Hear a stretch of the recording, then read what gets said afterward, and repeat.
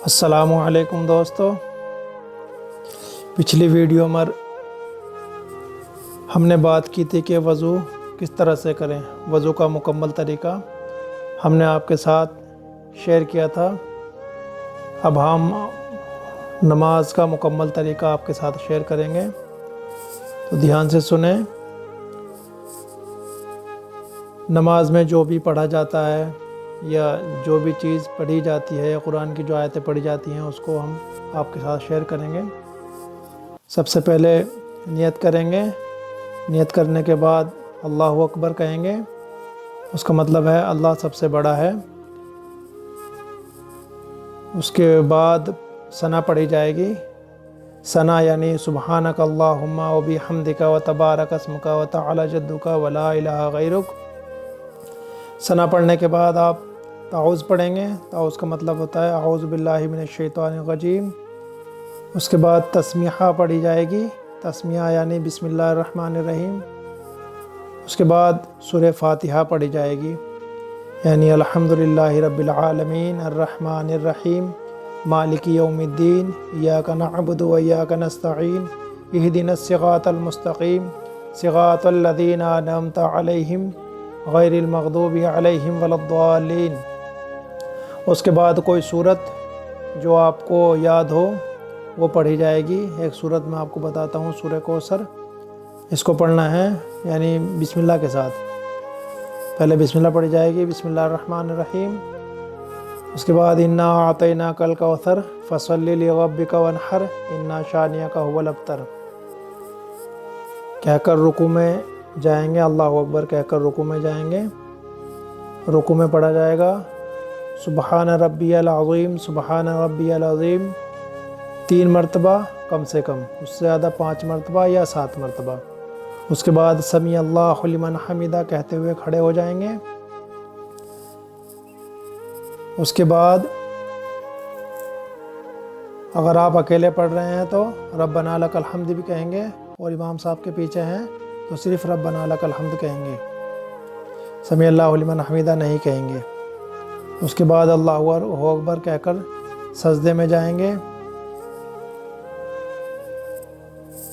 سجدے میں پڑھا جائے گا سبحان ربی الاعلیٰ سبحان ربی الاعلیٰ 3 مرتبہ یا 7 مرتبہ یا 5 مرتبہ، کم سے کم 3 مرتبہ تو کہنا ہی ہے۔ اس کے بعد اللہ اکبر کہہ کر بیٹھ جائیں گے، پھر اسی طرح دوسرا سجدہ کریں گے۔ پھر دوسرا سجدہ کرنے کے بعد سیدھے کھڑے ہو جائیں گے۔ کھڑے ہونے کے بعد پھر بسم اللہ پڑھ کے الحمد شریف شروع کی جائے گی۔ پھر اس کے بعد الحمد کے بعد کوئی صورت جو آپ کو یاد ہو وہ پڑھی جائے گی، جیسے کہ قل هو اللہ احد اللہ الصمد لم یلد ولم یولد ولم یکن لہ کفوا احد۔ صورت پڑھنے کے بعد پھر آپ کو اسی طرح سے رکوع سجدے کرنے ہیں جس طرح سے ہم نے شروع میں بتائے تھے۔ جب وہ مکمل ہو جائے رکوع سجدے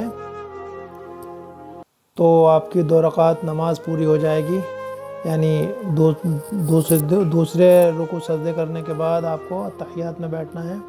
اتحیات میں آپ کو تشہد کی حالت میں بیٹھنے کے بعد اتحیات پڑھنا ہے۔ التحیات للہ والصلوات والطیبات السلام علیکہ ایھا النبی ورحمۃ اللہ وبرکاتہ السلام علینا وعلی عباد اللہ الصالحین اشہد ان لا الہ الا اللہ۔ اشہد ان لا الہ پہ جو انگلی اٹھاتے ہیں تشہد میں وہ اشہد ان لا الہ پہ اٹھانی ہے اور الا اللہ پہ گرا دینی ہے، یعنی اشہد ان لا الہ الا اللہ واشہد ان محمدا عبدہ ورسولہ۔